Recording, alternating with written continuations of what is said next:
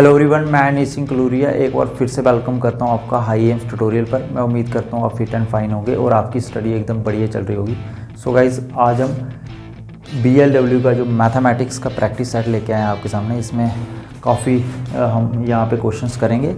आप साथ साथ ट्राई भी कर सकते हो और अपना लेवल चेक कर सकते हो। अदरवाइज़ अगर आपको नहीं आता तो साथ साथ आप इसका सोल्यूशन भी देख सकते हो। इसमें सारे जो आपका सिलेबस है BLW का, उसमें सारे मिक्स टॉपिक जितने भी हैं, सारे टॉपिक के मैंने क्वेश्चन लाए हुए हैं। ट्रिग्नोमेट्री हो गया, टाइम एंड वर्क हो गया, उसके बाद परसेंटेज हो गया। तो जितने भी हमारे पास टॉपिक हैं, सारे टॉपिक के आपको यहाँ पे क्वेश्चंस मिल जाएंगे, साथ साथ में ऑप्शन मिल जाएंगे, आप चेक करते रहेंगे। अब मेरे पास फर्स्ट क्वेश्चन क्या दिया है आप देख सकते हो। हमारे पास एक ट्राइंगल दिया हुआ है ABC, मान के चलो एक मेरे पास ट्राइंगल है, यहाँ पे ABC मेरे पास एक ट्राइंगल है। उसके एंगल की रेशो हमारे पास दी हुई है, मतलब angle A ratio angle B ratio angle C हमारे पास किसके इक्वल दी है, 1:2:3। A एंगल की रेशो 1 दी है, B एंगल की 2 और C एंगल की 3। सबसे पहले हम क्या करेंगे, और हमें निकालना है फाइंड द स्मॉलेस्ट एंगल निकालना है हमें। तो सबसे पहले मैं एंगल A को निकाल देता हूँ। तीनों रेशो को x से मल्टीप्लाई कर दो, 1 × x, हमारे पास x आ गया। फिर सिमिलरली एंगल B को x के साथ मल्टीप्लाई कर दो, 2 को x के साथ कर दो तो 2x आ गया। एंगल C मेरे पास रेशो कितनी दी है, 3 है, तो x के साथ कर दो तो 3x हो गया। यहाँ तक आपको पता चला होगा। उसके बाद आपने क्या करना है, angle sum property of triangle आपको पता है कि ट्राइंगल के तीनों एंगल का सम कितना होता है, 180 डिग्री। मतलब angle A plus angle B plus angle C मेरे पास होता है 180 डिग्री। और एंगल A मेरे पास किसके इक्वल है, x के। एंगल B मेरे पास किसके इक्वल है, 2x के। एंगल C किसके इक्वल है, 3x के, which is equal to 180 degree. उसके बाद मैं क्या करूँगा, सीधे ये प्लस कर दो। यहाँ पे मेरे पास 3x है, 3 + 2 5, 5 + 1 6, x as it is equal to 180 degree. यहाँ से x मेरे पास 6 × 6, 6 × 3 तो x मेरे पास आ गया 30 डिग्री। अब मैं क्या करूँगा, x की वैल्यू यहाँ पे पुट करते चलो। अब आपने क्या करना है, ये जो x की वैल्यू है यहाँ पे कर दो, यहाँ पे 30 डिग्री आ गया। यहाँ पे 2 × x है, 2 × 30 कर दो तो मेरे पास कितना आ गया, 60 डिग्री। यहाँ पे 3 × x है, 3 × 30 कर दो, क्या आ गया, 90 डिग्री। तो मैं देख रहा हूँ सबसे जो मेरे पास स्मॉलेस्ट एंगल है वो कितना आ रहा है, 30 डिग्री, जो मुझे पूछा था। तो मेरे पास जो 30 डिग्री है ये राइट आंसर होगा। इसका ऑप्शन आप देख सकते हो आपके सामने। अब मेरे पास नेक्स्ट क्वेश्चन क्या दिया हुआ है, the ratio between the speeds of 2 train is 7:8। हमारे पास 2 ट्रेन की जो स्पीड है ना, वो हमारे पास क्या दी है, 7:8। उसके बाद if the second train runs 400 kilometre in 4 hours. जो सेकंड ट्रेन है वो 400 किलोमीटर रन करती है 4 घंटे में। तो मतलब जो सेकंड ट्रेन है मेरे पास, जो एक ट्रेन A ले लो, एक ट्रेन B ले लो। अब जो ट्रेन B है वो कितना डिस्टेंस ट्रैवल करती है, 400 किलोमीटर। और हमारे पास टाइम कितना लेती है वो, 4 आवर। यहाँ तक मुझे 400 किलोमीटर और टाइम कितना है, 4 आवर है। सबसे पहले यहाँ से मैं स्पीड निकाल सकता हूँ, इस ट्रेन B की स्पीड निकाल सकता हूँ। स्पीड होता है डिस्टेंस अपॉन टाइम, शॉर्ट में लिखूँ D/T। डिस्टेंस मेरे पास है 400, उसके बाद टाइम मेरे पास है 4। ये अगर मैं काट दूँ तो मेरे पास आएगा 100 किलोमीटर पर आवर। जो सेकंड ट्रेन है उसकी स्पीड कितनी आ गई, 100 किलोमीटर पर आवर। उसके आगे हमें क्या पूछ रहा है, then the speed of the first train is. हमें फर्स्ट ट्रेन की स्पीड निकालनी है। तो सबसे पहले ये मैंने सेकंड ट्रेन की तो स्पीड निकाल दी। अब आपने क्या करना है, जो रेशो आपको दी है इसको कन्वर्ट कर दो, A/B। मतलब ट्रेन जो फर्स्ट है और सेकंड है दोनों की स्पीड की रेशो क्या है, 7:8 है। तो x से मल्टीप्लाई कर दो दोनों रेशो को। तो फर्स्ट ट्रेन की स्पीड आ गई 7x और सेकंड ट्रेन की क्या आ गई, 8x। और फर्स्ट ट्रेन की जो हमारे पास सेकंड ट्रेन है जो भी, उसकी हमारे पास एक्चुअल में कितनी आई है स्पीड, 100। तो 8x को मैं किसके इक्वल कर दूंगा, 100 के। और यहाँ से x किसके इक्वल हो जाएगा, 100/8 के।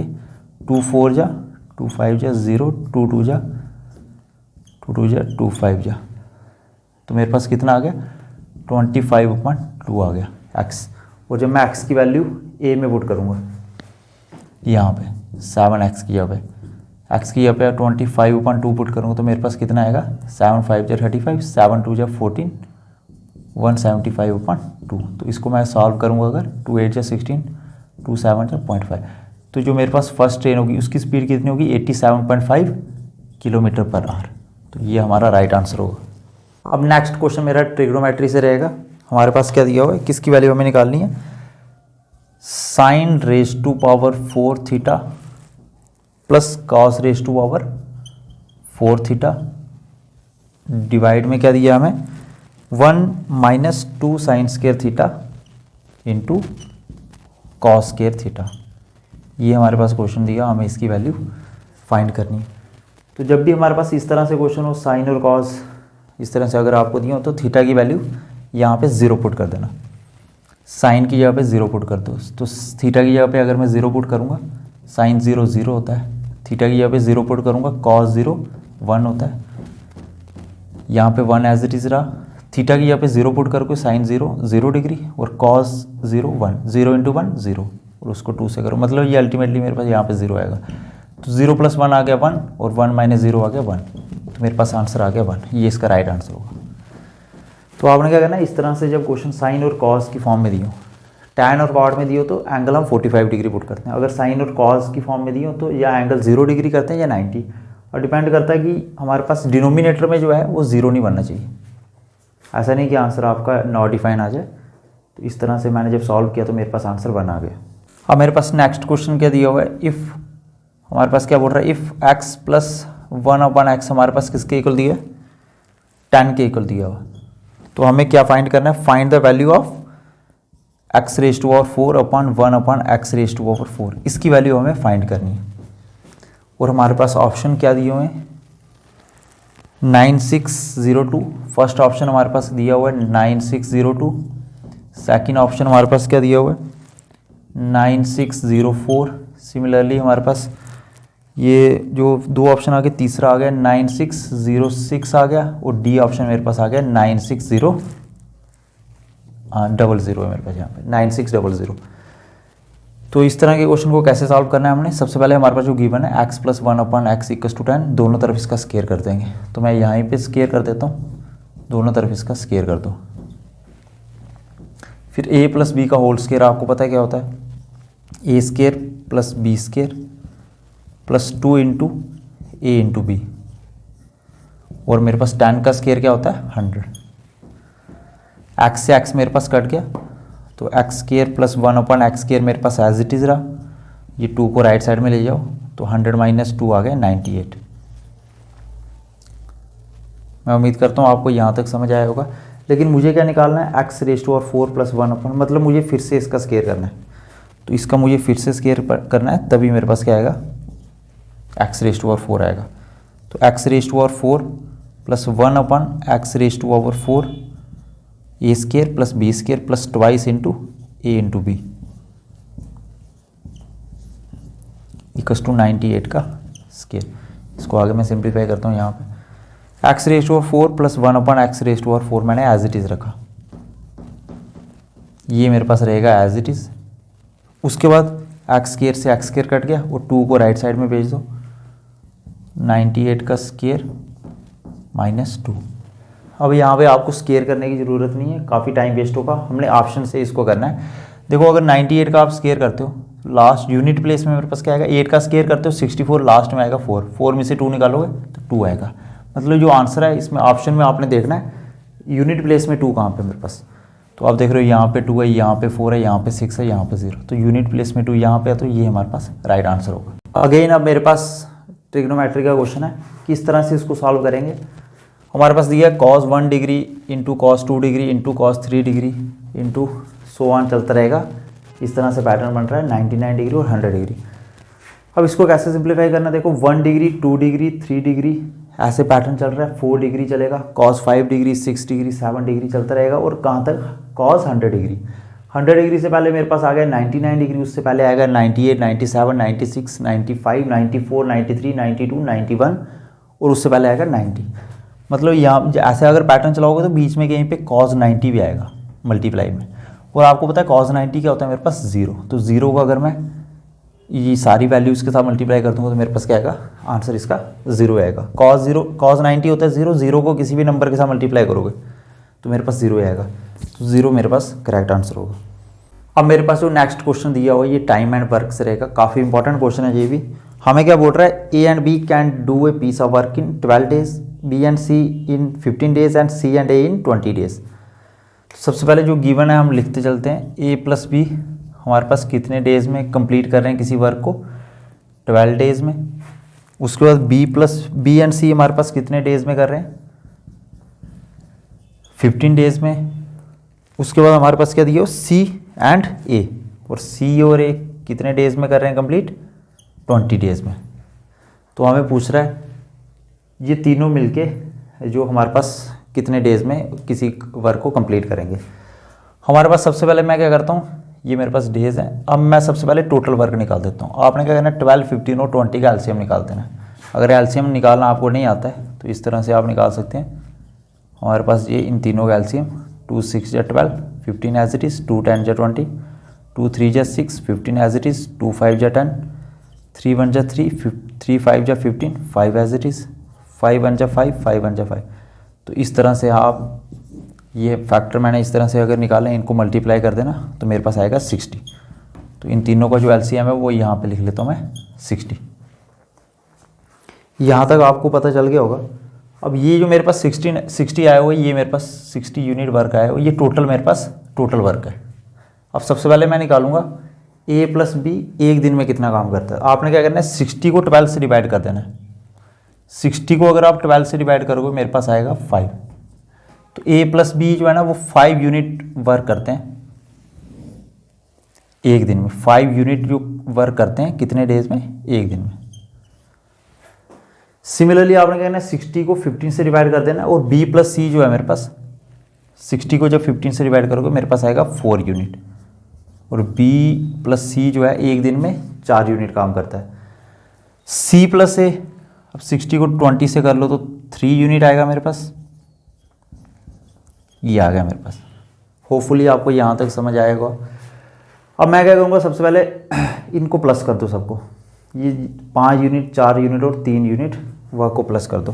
5 + 4 + 3 मेरे पास आ गया 12 यूनिट, और ए प्लस ए मेरे पास आ गया 22 ए। तो मैं ये काम करता हूँ, यहाँ से 22 को बाहर रखता हूँ, ए एज इट इज़ आ गया मेरे पास। बी प्लस बी 22 बाहर, और बी हमारे पास ब्रैकेट में आ गया। सी प्लस सी मेरे पास क्या आ गया, 22 बाहर और सी यहाँ पे आ गया। इस 2 को अगर मैं राइट साइड में भेजता हूँ यहाँ से, तो मेरे पास क्या आएगा, 12/2 = ए प्लस बी प्लस सी। ये मेरे पास यूनिट साथ में लगा है, तो 6 यूनिट वर्क आ गया मेरे पास। मतलब ए प्लस बी प्लस सी जो है ना वो एक दिन में कितना काम करते हैं, ये 1 डे की बात कर रहा हूँ मैं, 6 यूनिट पर डे। एक दिन में कितना काम करते हैं, 6 यूनिट। तो इसको मैं कुछ इस तरह से लिख सकता हूँ, जो 6 यूनिट काम है मेरे पास, 6 यूनिट जो वर्क हो रहा है मेरे पास, वो कितने डेज में हो रहा है, एक डेज में, एक डे में। अब मेरे पास जो 1 यूनिट वर्क होगा वो कितने डेज में होगा, 1/6 डेज में। उसके बाद मेरे पास टोटल वर्क कितना है, 60 यूनिट। जो 60 यूनिट वर्क होगा मेरे पास कितने डेज में होगा, 1/6 × 60, तो मेरे पास आ गया 10 डेज में। मतलब ए, बी और सी 10 डेज में मिलके किसी वर्क को कंप्लीट करेंगे, मतलब 60 यूनिट वर्क को 10 डेज में कंप्लीट करेंगे। अब मेरे पास जो नेक्स्ट क्वेश्चन है ये एवरेज से रहेगा। हमारे पास क्या दिया हुआ है, आप क्वेश्चन देख सकते हो। हमारे पास दिया हुआ the average of the marks obtain in an examination by 8 student was 51। अगर हमारे पास जो 8 स्टूडेंट की एवरेज कितनी थी हमारे पास, 51। उसके बाद आगे हमें क्या बोल रहा है, एंड बाय 9 स्टूडेंट वाज 68।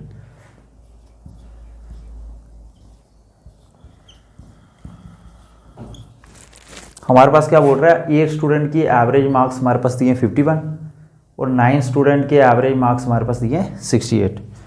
आगे क्या पूछ रहा है, the average marks of all 17 student was. तो हमें क्या करना है, 8 और 9 मेरे पास टोटल मिला के 17 स्टूडेंट हो गए, इनकी एवरेज कितनी होगी। देखो सबसे पहले हम ये यहाँ से एवरेज, हमें 8 स्टूडेंट के मार्क्स ही पता है, पहले सम निकाल देते हैं। आपको पता है एवरेज का क्या फार्मूला होता है हमारे पास, sum of observation upon number of observation. मैं शॉर्ट में लिख लेता हूँ सम अपॉन नंबर। तो यहाँ से मेरे पास सम किसके इक्वल हो जाएगा, एवरेज इंटू नंबर। अगर मैं एट स्टूडेंट का सम निकालता हूँ, अगर मैं एट स्टूडेंट के मार्क्स का सम निकालता हूँ, वो किसके इक्वल हो गया, एवरेज इंटू नंबर के। एवरेज कितने मेरे पास 51 है, और नंबर मेरे पास स्टूडेंट कितने हैं, नंबर ऑफ स्टूडेंट कितने हैं 8। तो 51 को अगर मैं 8 के साथ मल्टीप्लाई करूँगा, 8 5 जा मेरे पास आ गया 40, तो 408 आ गया मेरे पास। ए स्टूडेंट के मार्क्स का सम कितना आ गया, 408। अब अगर मैं बात करूँ, जो मेरे पास 8 स्टूडेंट यहाँ कवर हो गए, अब 9 स्टूडेंट जो है मेरे पास, इनका सम कितना होगा, इनके मार्क्स का सम कितना होगा। तो अगेन सम किसके इक्वल होता है, एवरेज इंटू नंबर के। यहाँ पे एवरेज मेरे पास कितनी है 9 स्टूडेंट की, 68, और स्टूडेंट मेरे पास 9 है। इसको मैं मल्टीप्लाई करूँगा, 8 9 जा हमारे पास आ गया 54, 8 9 जा हमारे पास 72 आ गया यहाँ पे, और 6 9 जा मेरे पास आ गया 54, 7 ऐड करूँगा तो 612। तो जो मेरे पास अब 9 स्टूडेंट का सम आया वो कितना आया हुआ है, 612। यहाँ से 8 हमारे पास 6 कैरी आएगा, तो ये हाँ ठीक है यहाँ तक। अब आगे मुझे क्या करना है, दोनों का जो सम है वो कर लेता हूँ मैं सबसे पहले। 8 स्टूडेंट का सम इतना है और 9 का इतना है, तो टोटल सम कितना हो गया मेरे पास, टोटल सम मेरे पास कितना हो गया 408 प्लस 612। इसको अगर मैं सिंप्लीफाई करता हूँ तो मेरे पास कितना आ गया, ये मेरे पास आ गया टोटल सम। ये सम जो आया मेरे पास मतलब 17 स्टूडेंट का। तो एवरेज 17 स्टूडेंट की कितनी होगी, एवरेज क्या होगी, सम अपन 17 स्टूडेंट का सम अपॉन नंबर ऑफ स्टूडेंट, और सम मेरे पास 17 स्टूडेंट का कितना है 1020, और नंबर ऑफ स्टूडेंट मेरे पास कितने 17 17 1 जा 17, 17 को अगर हम करते हैं 6 के साथ तो ये आ गया। तो मेरे पास क्या आ गया 60 इसका रिक्वायर्ड आंसर होगा। मतलब जो हमारे पास 17 स्टूडेंट है इनकी, हमारे पास जो 17 स्टूडेंट है इनकी जो एवरेज होगी कितनी होगी हमारे पास 60 होगी। आगे जो मेरे पास नेक्स्ट क्वेश्चन है ये परसेंटेज से रहेगा। हमें क्या बोल रहा है, बाई मिस्टेक स्टूडेंट मल्टीप्लाई ये नंबर विथ 4/5 इंस्टेड ऑफ 5/4। किसी स्टूडेंट ने क्या किया, एक नंबर को 4/5 के साथ मल्टीप्लाई कर दिया, तो लेकिन करना किसके साथ था 5/4 के साथ था। मल्टीप्लाई किसी स्टूडेंट ने किसी नंबर को करना था 5/4 के साथ, लेकिन किसके साथ कर दिया 4/5 के साथ। तो हमें बताना है अब जो हमारे पास रिजल्ट आएगा, हमें क्या पूछ रहा है, find calculate the percentage error in result. अब दोनों का जो रिजल्ट आएगा मल्टीप्लाई करने के बाद उसमें परसेंटेज एरर कितना होगा। तो सीधे पहले सबसे पहले हम क्या करते हैं, यहाँ पे ये जो मेरे पास 4/5 है, इस फ्रैक्शन में मेरे पास डिनोमिनेटर है 5 और यहाँ पे कितना है 4 है। इन दोनों का एलसीएम ले लेना भाई इस तरह से। तो यहाँ पे मेरे पास एलसीएम कितना आ गया, या 20 आ गया। अब आपने क्या करना है 4/5 को 20 के साथ मल्टीप्लाई कर देना, 5/4 को भी 20 के साथ। तो मेरे पास रिजल्ट क्या आएगा 16 आ गया यहाँ पे, और यहाँ पे मेरे पास कितना आ गया 25 आ गया। अब देखो दोनों का जो रिजल्ट आ रहा है इसमें डिफरेंस कितना है, इसमें डिफरेंस मेरे पास कितना आ रहा है 9 आ रहा है। अब हमें इसके परसेंटेज निकालना है। एरर जो आ रहा है मेरे पास कितना आ रहा है 9 आ रहा है। अब इसमें हमारे पास परसेंटेज एरर निकालना है हमें। तो कैसे निकालेंगे हम, सबसे पहले डिफरेंस मेरे पास कितना आ रहा है 9 आ रहा है, आना कितना चाहिए था 25, वो नीचे लिख लो और 100 से मल्टीप्लाई कर दो, तो मेरे पास 36%।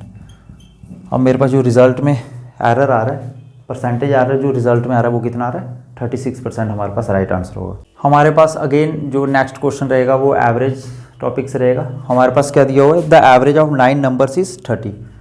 हमारे पास जो 9 नंबर है उनकी एवरेज कितनी दी है, हमारे पास 9 नंबर की एवरेज हमारे पास कितनी दी है 30 दी हुई है यहाँ पे।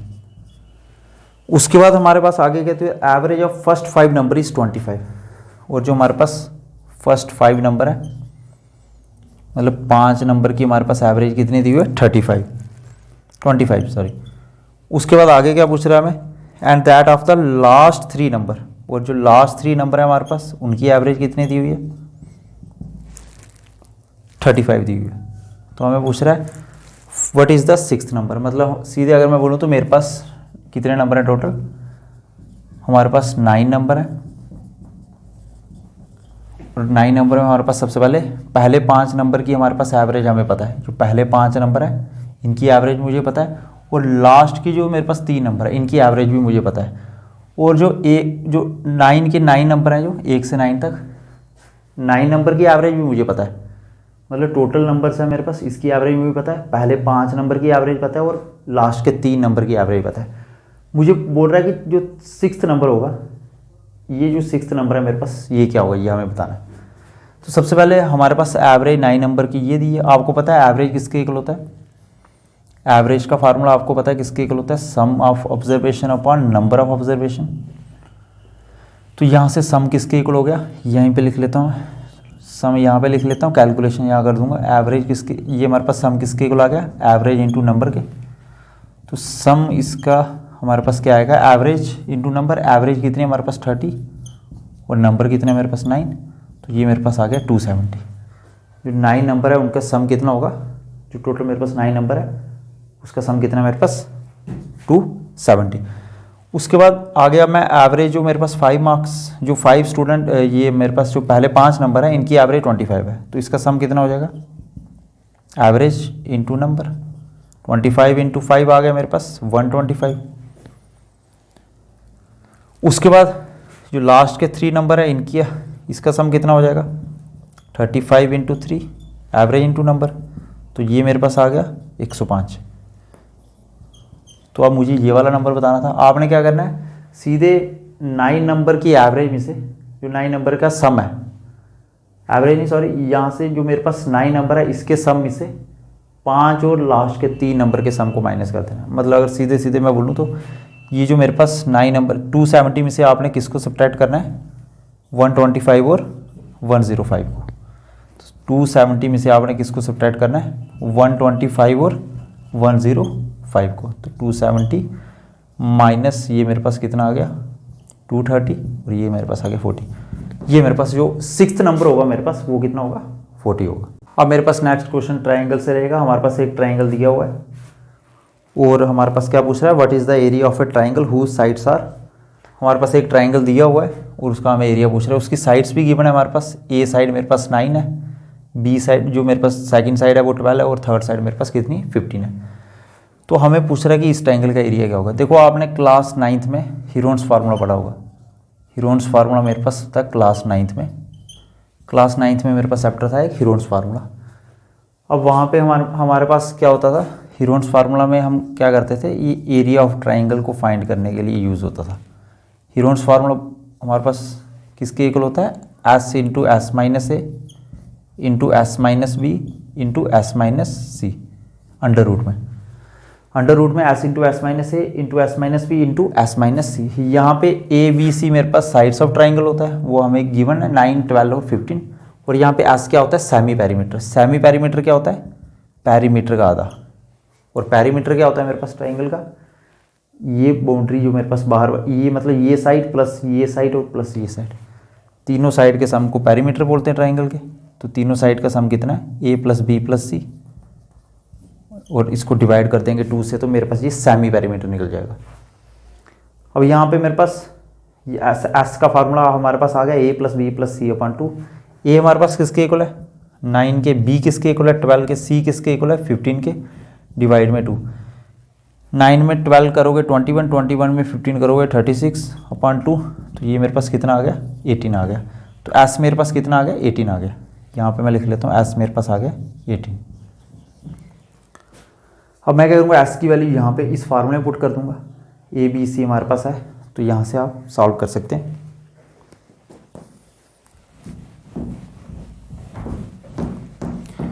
तो अब मैं क्या करूँगा? यहाँ पे मेरे पास एस, अभी आपने देखा एस हमारे पास कितना है? 18 आया हुआ है। तो 18 माइनस ए कितना है? 9 इंटू 18 माइनस मेरे पास 12 इंटू 18 माइनस मेरे पास 15 आ गया। इसको जब मैं सिंप्लीफाई करूँगा तो मेरे पास क्या आएगा?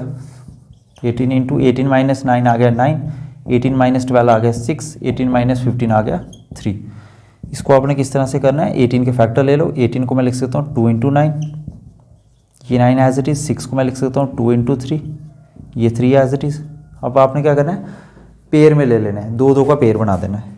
तो सबसे पहले मैं 2 का पेयर बनाता हूँ। यहाँ पे भी 2 है और यहाँ पे भी 2 है। इसको मैं लिख लेता हूँ 2 इंटू 2। यहाँ पर भी 9 है, यहाँ पर भी 9 है, यहाँ पे भी 3 है, यहाँ पे भी 3। इस तरह से लिख लेता हूँ। 2 2 का मैंने पेयर बना दिया।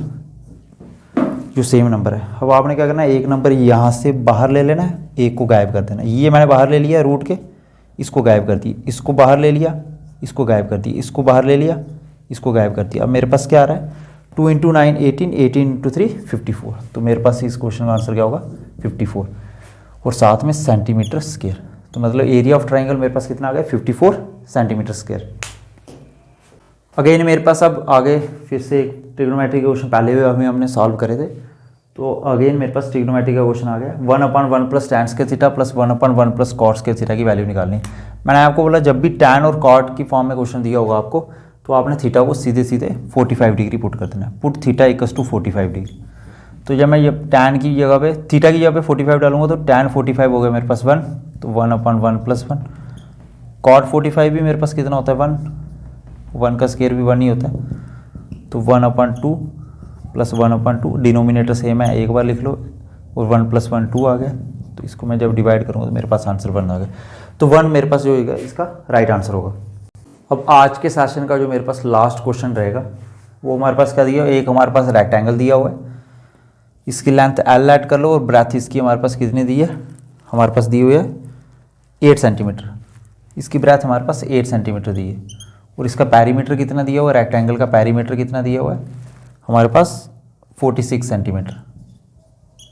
तो हमें क्या पूछ रहा है, find the length of its diagonal. ये जो हमारे पास इस रेक्टेंगल का डायगोनल है, इसकी लेंथ कितनी होगी, इसको D से लेट कर लेते हैं। इसकी लेंथ हमें निकालनी इस डायगोनल की। सबसे पहले जो हमें गिवन है उसको यूज़ करेंगे। पैरीमीटर हमें 46 सेंटीमीटर दिया हो, और आपको पता है पैरीमीटर ऑफ रेक्टेंगल होता क्या है, 2 × लेंथ + ब्रेथ, और वो हमारे पास 46 दिया हुआ है।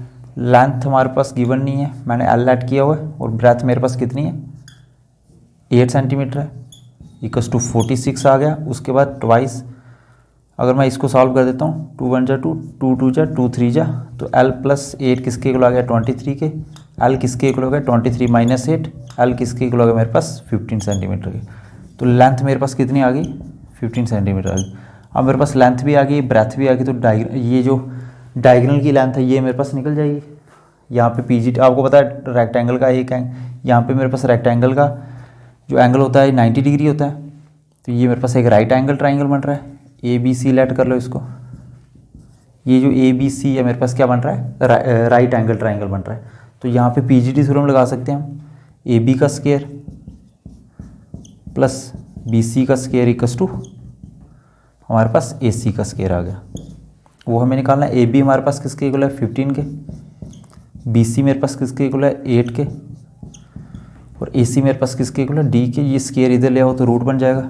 15 का स्क्वायर 225, उसके बाद मेरे पास 8 का स्क्वायर 64, और D एज इट इज़ आ गया। 225 में 64 ऐड करोगे तो मेरे पास आएगा 289, और 289 का रूट मेरे पास क्या होता है, अंडर रूट क्या होता है इसका, 17। तो D मेरे पास किसके इक्वल आ गया, 17 सेंटीमीटर के। जो हमारे पास ये जो रेक्टेंगल है, इसकी डायगोनल की जो लेंथ होगी कितनी होगी, 17 सेंटीमीटर। सो गाइज मैं उम्मीद करता हूँ आपको आज का सेशन काफ़ी पसंद आया होगा। फिर भी अगर आपका कोई डाउट है तो एक बार कमेंट सेक्शन में आप ज़रूर बता देना, और अगर आप चाहते हो कि इस सीरीज़ को मैं कंटिन्यू करूँ, एक बार कमेंट सेक्शन में ज़रूर बता देना, और इसके मैं 3 से 4 लेक्चर और ले आऊँगा। बाकी अगर आपने हमारा चैनल अभी तक सब्सक्राइब नहीं किया तो एक बार आप सब्सक्राइब ज़रूर कर लेना। और बाकी अगर और भी आप ये BLW के मैथ्स के अगर लेक्चर चाहते हो तो आप प्लेलिस्ट में जा सकते हो, वहाँ पे आपको काफ़ी लेक्चर मैंने इसके अपलोड किए हैं मैथमेटिक्स के, आप देख सकते हो। हमारे पास प्रॉफिट एंड लॉस के मिल जाएंगे, परसेंटेज के मिल जाएंगे, एवरेज के मिल जाएंगे, ट्रिग्नोमेट्री के मिल जाएंगे, हाइट एंड डिस्टेंस के मिल जाएंगे, और भी काफ़ी सारे लेक्चर आपको मिल जाएंगे।